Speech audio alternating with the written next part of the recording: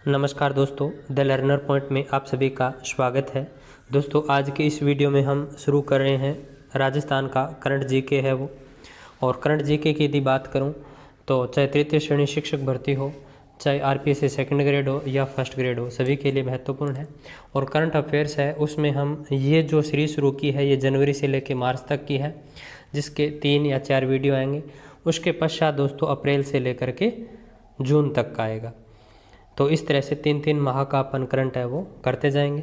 तो आज का ये वीडियो है ये ज़्यादा बड़ा नहीं होगा, यानी 2 पेज है वो मैं आपको बढ़ाऊँगा। नेक्स्ट वीडियो फिर नेक्स्ट वीडियो 3 पार्ट में अपने कंप्लीट कर लेंगे। इसमें आपको जो करंट अफेयर्स है जनवरी से लेकर मार्च, उसमें इस तरीके से ये मैंने कंटेंट है वो तैयार किया है। लास्ट में राजस्थान की जो वन रिपोर्ट है 2021 की एक नज़र में ये आपको पढ़ाऊँगा। तो इस वीडियो को आपको ज़्यादा से ज़्यादा शेयर करना है अपने दोस्तों में, और टेलीग्राम के ऊपर इसकी पीडीएफ है वो मैं आप जितना ज़्यादा शेयर करेंगे उतनी जल्दी इसकी पीडीएफ भी आपके बीच में मैं डाल दूंगा। तो चलिए दोस्तों शुरू करते हैं। तो देखिए, पहला फैक्ट निकल कर आ रहा है कि वर्ष 2021 का भारतीय साहित्य अकादमी पुरस्कार है वो किसे मिला था। तो ये मिला मिठेश निर्मोही। राजस्थानी भाषा से संबंधित इनकी एक रचना है मुक्ति रचना, जिसके लिए इन्हें भारतीय साहित्य अकादमी पुरस्कार दिया गया। फिर देखिए, राजस्थान विद्युत उत्पादन निगम द्वारा किस जिले में राणा प्रताप सागर पन विद्युत गृह की स्थापना की जाएगी। तो राणा प्रताप सागर पन विद्युत गृह की स्थापना राउतबाटा चित्तौड़गढ़ में। अगला देखिए, नेहरू युवा केंद्र संगठन, जो नेहरू युवा केंद्र संगठन है इसकी स्थापना की गई थी 1972 के अंदर। ये ग्रामीण क्षेत्र से संबंधित है और युवा कौशल है इससे संबंध रखता है। तो ये चीज़ आप ध्यान में रखना। अभी हाल ही में 13वां आदिवासी युवा आदान प्रदान कार्यक्रम हुआ जनवरी 2022 में, और इसको संबोधित किया था मुख्यमंत्री जी ने। फिर देखिए, जयनारायण व्यास जो विश्वविद्यालय है जोधपुर में, इसकी स्थापना 1962 में की गई। अभी हाल ही में कुरुंजा पक्षी के संरक्षण व संवर्धन का कार्य जयनारायण व्यास विश्वविद्यालय को सौंपा गया है। ये करंट का फैक्ट है, तो याद रखना। कुरुंजा पक्षी के संरक्षण व संवर्धन पर कार्य कौन सा विश्वविद्यालय करेगा। तो जयनारायण व्यास विश्वविद्यालय जोधपुर, इसकी स्थापना 1962 में की गई थी। और इसके वाइस चांसलर है वो श्रीवास्तव हैं, ठीक है, डॉक्टर श्रीवास्तव। तो याद रखना। जोधपुर का खींचन गांव है वो कुरुंजा पक्षी के लिए प्रसिद्ध स्थल है, ये भी आप ध्यान में रखना। फिर देखिए, 26 जनवरी 2022 यानी गणतंत्र दिवस, दिल्ली के राजपथ पर जो नाथ द्वारा पिछवाई कला है इसका प्रदर्शन किया गया। तो ये ध्यान रखना आप कि गणतंत्र दिवस दिल्ली के राजपथ के ऊपर राजस्थान की कौन सी कला का प्रदर्शन किया गया। तो नाथ द्वारा की जो पिछवाई कला है उसका प्रदर्शन किया गया था। इसमें मेवाड़ के वीर योद्धा और कृष्ण भगवान की गोलीला है वो दिखाई गई थी, ठीक है। तो ये आप ध्यान में रखना। फिर देखिए, गणतंत्र दिवस 2021 स्वाति राठौड़ ने हवाई पास्ट का नेतृत्व किया था। तो ये ओल्ड करंट का क्वेश्चन हो जाएगा। अगला देखिए, प्रधानमंत्री गति शक्ति योजना। प्रधानमंत्री गति शक्ति योजना की यदि बात करें तो इसकी घोषणा प्रधानमंत्री जी ने 15 अगस्त 2021 को की थी। और इसका उद्देश्य क्या है, जो युवा बेरोजगार हैं उनको अधिक से अधिक इससे रोजगार के अवसर है वो उपलब्ध होंगे। और इसके अंदर 16 अलग अलग क्षेत्रों को शामिल किया गया है।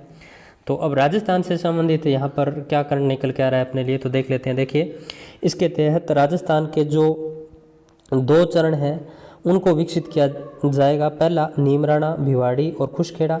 और अब वर्तमान के अंदर जोधपुर, पाली, मारवाड़ इंडस्ट्रियल जो एरिया प्रोजेक्ट है इसको मार्च 2023 तक विकसित किया जाएगा। प्रधानमंत्री गति शक्ति योजना है, इसके तहत शुरू के अंदर 100 करोड़ का बजट है वो दिया गया। ये पूरे भारत में चलाई गई है प्रधानमंत्री गति शक्ति योजना। और राजस्थान में यदि बात करें तो इसका कार्य रिडको नाम की जो एक कंपनी है वो कर रही है। तो DMIC के अंतर्गत ये क्षेत्र आता है, दिल्ली मुंबई इंडस्ट्रियल कॉरिडोर के अंतर्गत। और राजस्थान में इसका कार्य रिडको कर रही है, ठीक है। फिर देखिए, नैनो यूरिया की खोज। तो इसकी खोज रमेश रलिया ने की। किसने? रमेश रलिया ने। ये भोपालगढ़ जोधपुर से संबंध रखते हैं रमेश रलिया। इनको इनोवेशन अवार्ड दिया गया है हाल ही में। राज्य सरकार द्वारा पहली बार बिक्री हेतु उपलब्ध कराई गई है ये नैनो यूरिया किसानों के लिए, और इफ़को कंपनी है इसके द्वारा। तो ध्यान रखना, राज्य में जो नैनो यूरिया की खोज है वो रमेश रलिया भोपालगढ़ जोधपुर से संबंध रखते हैं। ये इनोवेशन अवार्ड दिया गया है इनको। राज्य सरकार द्वारा पहली बार बिक्री हेतु उपलब्ध करवाई गई है, और ये उपलब्ध कौन सी कंपनी करवा रही है, तो इफ़को। फिर देखिए 14वें Jaipur international film festival JIFF 2022 में वॉशिंग मशीन फिल्म, ये राजस्थानी भाषा की फिल्म है, इसने 3 पुरस्कार जीते हैं। कौन कौन से? Best short film award, best female award, current affair, best movie award. तो ये 3 अवार्ड जीते हैं इस मूवी ने 14वें जयपुर इंटरनेशनल फिल्म फेस्टिवल में। फिर देखिए एक फिल्म थी जो पहले आई थी, रोड टू रिफॉर्म फिल्म, इसके निर्देशक राजीव शर्मा, और जेल के कैदियों की सामाजिक स्थिति के ऊपर। ये करंट से संबंधित नहीं है, ओल्ड है ये। फिर देखिए जल जीवन मिशन, तो जल जीवन मिशन है, इसकी घोषणा 15 अगस्त 2019 को की गई। इसका उद्देश्य क्या है? 2024 तक हर घर में नल योजना, यानी 2024 तक हर घर के अंदर है वो जो पेयजल के लिए नल लगने हैं वो हर घर के अंदर नल लगे, ऐसा उद्देश्य है। 2022-23 में इसकी राशि 6872.28 करोड़ यानी 6872.28 करोड़ राशि की पेयजल आपूर्ति हेतु मिली, जिसमें 27 जिलों में पेयजल आपूर्ति का कार्य किया जाएगा। 2021-22 में इसके लिए कितना फंड मिला था? तो 2345 करोड़ यानी 2345 करोड़ का फंड मिला था। तो जल जीवन योजना ध्यान रखना, 2024 तक हर घर में नल योजना है ये, और इसके लिए अभी 2022-23 में इतनी राशि है वो मिली है, तो ये आप ध्यान में रखना। फिर देखिए पहली बार बाबा रामदेव जो मंदिर है जैसलमेर में का प्रसाद डाक द्वारा हर घर तक पहुंचाया जाएगा, और मेला लगता है रामदेव जी का भाद्रपद शुक्ल द्वितीया से दशमी तक। 13 ताली नृत्य कामड़िया जाति की महिलाएं करती हैं। फिर देखिए देश के 2 बड़े प्रोजेक्ट दिल्ली मुंबई एक्सप्रेसवे व जामनगर अमृतसर इकोनॉमिक कॉरिडोर को जोड़ने के लिए राज्य के किन 2 स्थानों के मध्य नया ग्रीनफील्ड 6 लेन हाईवे बनाया जाएगा? तो ये पंचभद्रा व लाल सोट दौसा के मध्य। अब इसको आप मैप से समझिए।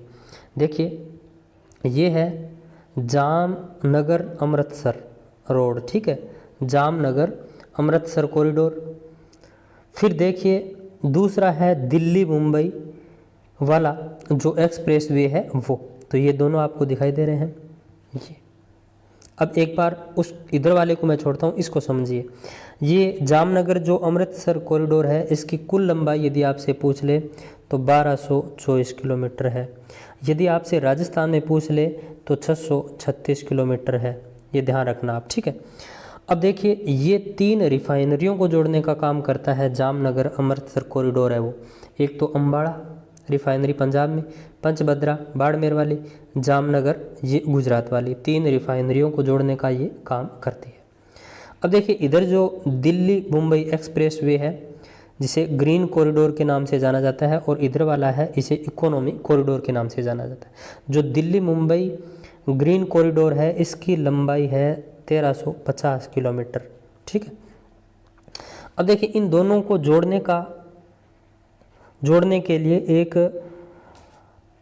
रोड बनाई जा रही है, ये ऐसे लाल सोट से पंचभद्रा के बीच में, लाल सोट से पंचभद्रा के बीच में, जिसे नया ग्रीन फील्ड 6 लेन हाईवे नाम दिया गया है। क्या? नया ग्रीन फील्ड 6 लेन हाईवे। तो ये पंचभद्रा व लाल सोट दौसा यहाँ बनेगा ये ऐसे, तो इससे ये दोनों है वो आपस में मतलब कनेक्ट हो जाएंगे।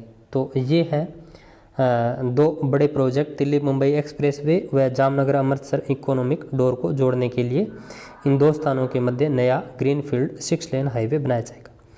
फिर देखिए केंद्रीय जल पुरस्कार, तो देखिए केंद्रीय जल पुरस्कार है, इसमें राजस्थान को दूसरा स्थान मिला है।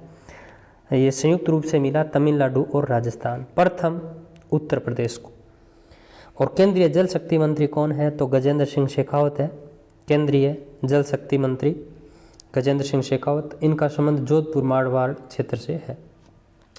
फिर देखिए, राज्य का पहला ultra thermal power plant Danpur Banswara में लगाया जा रहा है। इंपॉर्टेंट है, राज्य का पहला ultra thermal power plant Danpur Banswara में लगाया जा रहा है।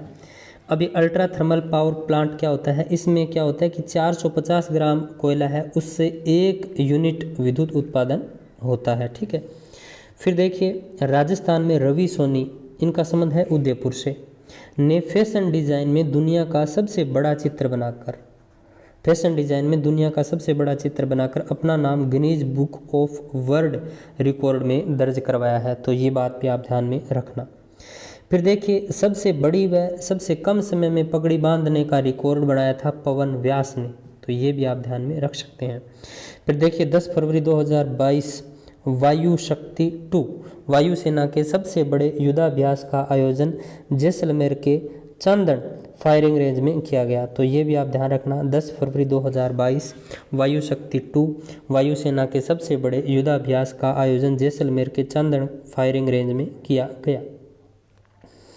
फिर देखिए, हनुमानगढ़ का सिलवाला खुर्द गांव है एक, हनुमानगढ़ का सिलवाला खुर्द गांव, ये खेलगढ़ के नाम से जाना जाने लगा है अभी हाल ही में, क्योंकि यहाँ पर जो बसंत मान कोच हैं, इन्होंने हर घर के अंदर खिलाड़ी पैदा किए हैं जो अंतर्राष्ट्रीय राष्ट्रीय स्तर के ऊपर अपनी अहम भूमिका निभा रहे हैं। तो ये वॉलीबॉल का खेलगढ़ कहलाता है सिलवाला खुर्द गांव। फिर देखिए, राज्य का रामगढ़ विषधारी टाइगर रिजर्व सबसे बड़ा एनक्लोजर या बफर जोन बनाया जाएगा। तो ये ध्यान रखना, राज्य का रामगढ़ विषधारी टाइगर रिजर्व सबसे बड़ा एनक्लोजर या बफर जोन बनाया जाएगा।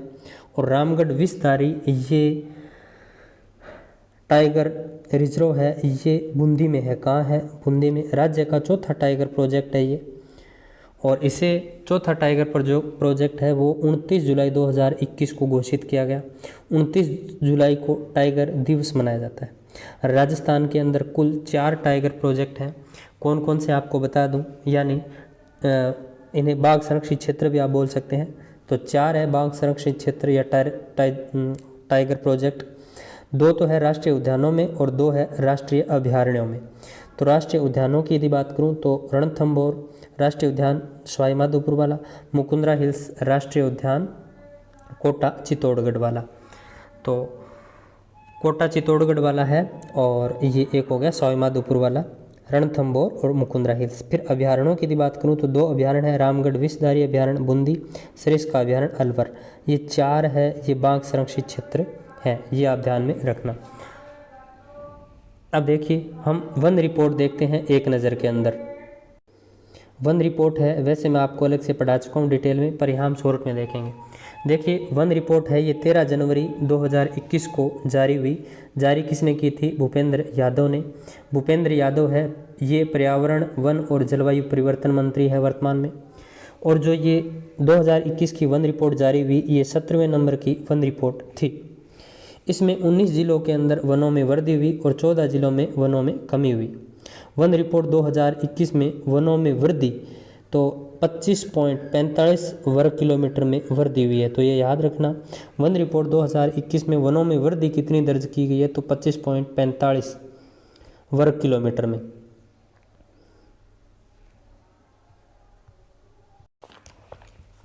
अगर आपसे यहाँ पर कुल क्षेत्रफल पूछ ले तो 32,862 वर्ग किलोमीटर। ठीक है। अभी हाल ही का आपसे ऐसे पूछ ले कि वन रिपोर्ट 2021 के अनुसार वृद्धि कितनी हुई है वनों के क्षेत्रफल में, तो 25.45 वर्ग किलोमीटर में वृद्धि हुई है। और आपसे वर्ग किलोमीटर क्षेत्रफल पूछ ले कि कितना है, तो 32,862 है। अब फिर देखिए आगे, राज्य के कुल भौगोलिक क्षेत्रफल के 9.60% भाग पर क्या है? वन है। तो ये बात आप ध्यान में रखना। फिर देखिए, राज्य के कुल भौगोलिक क्षेत्रफल के 9.60 भाग पर वन है, ये बता दिया। वनों व वृक्षों से आच्छादित कुल क्षेत्रफल कितना है? तो 25,388 वर्ग किलोमीटर। तो ये ध्यान रखना, वनों व वृक्षों से आच्छादित कुल क्षेत्रफल कितना है? तो 25,388 वर्ग किलोमीटर है। प्रतिशत में पूछ ले तो 7.41%। और आपसे ऐसे पूछ ले अलग अलग। तो वन आवरण पूछ ले तो 16,1654.96 किलोमीटर प्रति वर्ग किलोमीटर, और वृक्ष आवरण पूछ ले तो 8,733 वर्ग किलोमीटर। प्रतिशत पूछ ले वन आवरण का तो 4.87, और वृक्ष आवरण का प्रतिशत पूछ ले तो 2.5%। दोनों को मिलाकर मैंने आपको ऊपर बता दिया 25,388 वर्ग किलोमीटर और 7.41% पूछे तो 7.41। फिर देखिए ये टेबल है, ये अत्यंत इंपॉर्टेंट है, इस टेबल को आप ध्यान से देखिए। देखिए क्षेत्रफल के आधार पर आपसे वन पूछ ले कि क्षेत्रफल के आधार पर वनों में वृद्धि कहाँ हुई है। देखिए इसमें थोड़ा सा समझना आप, ये क्षेत्रफल के आधार पर वृद्धि पूछी है। यहाँ सर्वाधिक वनावरण वाले जिले क्षेत्रफल के आधार पर कौन से हैं, थोड़ा सा इनमें फ़र्क है, लास्ट में आपको क्वेश्चन से मैं समझा जाऊँगा। तो देखिए क्षेत्रफल में वृद्धि वाले ज़िले कौन कौन से हैं, तो अजमेर है, फिर पाली है, फिर बीकानेर है, फिर नागौर है। यहाँ पर जो पहले जितने क्षेत्रफल पर वन थे उनसे थोड़ी क्या हुई है, बढ़ोतरी हुई है, और यहाँ पर वन क्षेत्रफल में क्या हुई है, कमी हुई है। जालोर, करौली, सिरोही और भरतपुर, यहाँ पर क्या हुई है, कमी हुई है। प्रश्न ऐसे बनेगा कि किन जिलों के वन क्षेत्रफल में वृद्धि हुई है, तो या तो ये चारों दे देंगे जैसे लाइन में आपको क्रम से, या एक पूछेंगे तो जैसे अजमेर, ठीक है। एक पूछ लिया तो आपको अजमेर करना है। भी सर्वाधिक क्षेत्रफल में वृद्धि किस जिले में हुई है, तो अजमेर में हुई है। और चारों आपसे पूछ ले तो इस तरह से आपको चारों बता देने हैं। फिर आपसे पूछ ले कि वन आवरण के क्षेत्रफल में कमी किस जिले में हुई है, तो जालोर में, और आपसे चारों पूछ ले तो आपको चारों ऐसे बता देने हैं। अब देखिए दूसरा कि वन आवरण क्षेत्रफल के आधार पर, यानी सर्वाधिक क्षेत्रफल पर वन किस जिले में है, सर्वाधिक कम क्षेत्रफल पर वन किस जिले में, ये इस तरह से प्रश्न है। तो देखिए सर्वाधिक वनावरण क्षेत्रफल वाले जिले तो उदयपुर, अलवर, प्रतापगढ़, बारा। प्रश्न ऐसे बनेगा कि कौन से जिले सर्वाधिक वनावरण वाले हैं, कौन से जिले सर्वाधिक वनावरण क्षेत्रफल वाले हैं, तो उदयपुर, अलवर, प्रतापगढ़, बारा हो जाएगा। एक पूछ ले कि सर्वाधिक वनावरण वाला जिला कौन सा है, तो उदयपुर हो जाएगा। ऐसे पूछ ले कि नवीनतम या कम वनावरण क्षेत्रफल वाले जिले या न्यूनतम वनावरण वाले जिले कौन से हैं, तो चूरू, हनुमानगढ़, जोधपुर, श्री गंगानगर। प्रश्न ऐसे पूछ सकता है वो कि कौन से जिले न्यूनतम वनावरण क्षेत्रफल वाले हैं, तो ये हो जाएंगे। और ऐसे पूछ ले कि कौन सा जिला, एक पूछ ले कि कौन सा जिला न्यूनतम वन आवरण क्षेत्रफल वाला है, तो चूरू। अब ये प्रतिशत में है वन आवरण प्रतिशत वाले, तो सर्वाधिक वन आवरण प्रतिशत वाले जिले पूछ ले आपसे, तो उदयपुर, प्रतापगढ़, सिरोही, करौली। और न्यूनतम वन आवरण प्रतिशत वाले पूछ ले तो जोधपुर, चूरू, जैसलमेर, बीकानेर। प्रश्न ऐसे आएगा कि कौन से जिले सर्वाधिक वन आवरण प्रतिशत वाले हैं, तो ये चार आपको क्रम से बता देने। एक पूछे आपसे तो उदयपुर बता देना, और उदयपुर ऑप्शन में ना दे करके वो वहाँ प्रतापगढ़ दे तो इससे पहले प्रतापगढ़ करना है इन दो से पहले, तो ये आप समझदार हो, कोई दिक्कत नहीं है। न्यूनतम वन आवरण वाले जिले आपसे पूछ ले, एक जिला पूछे तो जोधपुर करना है, जोधपुर यदि ऑप्शन में ना दे तो फिर चूरू करके आना है। इस तरह से ये टेबल है, ये बहुत इंपॉर्टेंट है। प्रश्न यहाँ से आ जाना है, लगभग यहीं से आना है प्रश्न आपके। तो ये वन रिपोर्ट 2021 थी। तो आई होप ये वीडियो आपको अच्छा लगा होगा। अच्छा लगा है तो लाइक करना, अपने दोस्तों में शेयर ज़रूर करना। फिर अगली क्लास लेके आऊँगा मैं 2 या 3 दिन में, तब तक आप इस वीडियो को बार बार देखना, अच्छे से इतने मैटर को आप याद कर लेना। फिर मिलते हैं नेक्स्ट वीडियो में, तब तक जय हिंद, जय भारत।